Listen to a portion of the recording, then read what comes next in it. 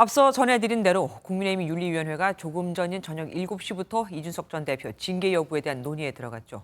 어떤 결과가 나오든지 파장은 만만치 않을 겁니다. 국회팀 김순철 기자와 예측해 보겠습니다.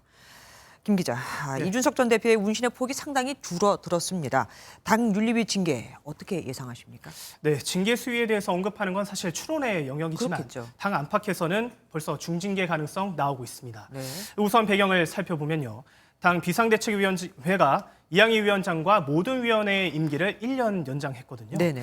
현안의 연속성을 위해서라는 건데 실은 중징계를 내린 뒤 이 전 대표와 장기전에 돌입한 게 아니냐 이런 분석이 나오고 있습니다. 네네. 법원이 현 비대위 체제를 인정한 것도 윤리 입장에서는 정치적 부담을 좀 덜 수 있게 됐거든요. 예. 앞서 이 대표는 지난 7월 성상납 증거인멸 교사 의혹으로 6개월의 당원권 정지 처분을 받은 바 있습니다. 근데 더 무거운 징계가 내려질 수도 있다고 하더라고요. 이건 왜 그런 겁니까? 네, 국민의힘은 당규에 추가 징계를 의결할 경우에요. 특별한 사정이 없다면 이전보다 무거운 조치를 내리도록 정해놨습니다. 네. 이 때문에 제명 또는 당원권 정지 기간을 좀 더 연장할 것이다 이런 관측이 나오고 있는데요. 네. 만약 당원권이 2년 이상 정지된다면 차기 전당대회는 물론 2024년 4월로 예정된 차기 총선에도 출마할 수 없어서 정치적으로 상당한 타격을 받게 될 것으로 보입니다. 다만 의원들과의 시각은 조금씩 갈리고 있는데요.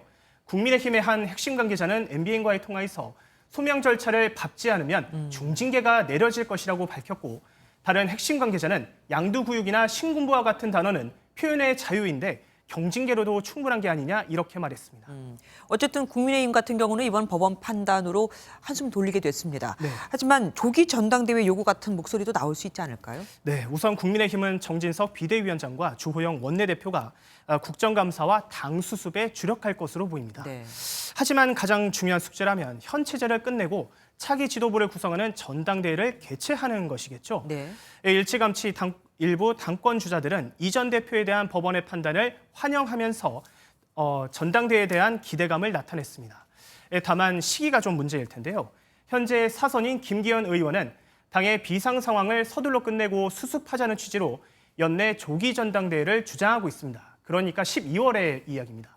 반면 3선의 안철수 의원은 MBN과의 통화에서 국감 뒤에 있을 내년도 예산안 심사 등의 일정을 고려하면 최소한 내년 1월이나 2월에야 가능하지 않겠냐 이렇게 밝혔는데요. 네. 유승민 전 의원의 반응도 나왔습니다.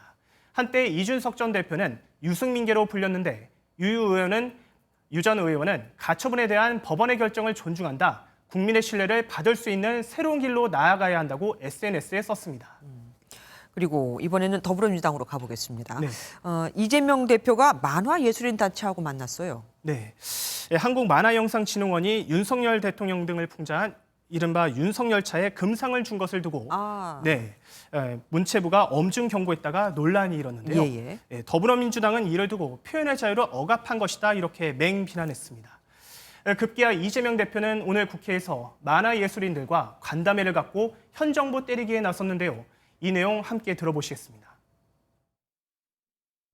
이상하게 보수 정권이 들어서면 블랙리스트 또는 문화예술 창작의 자유를 억압하는 일이 벌어집니다.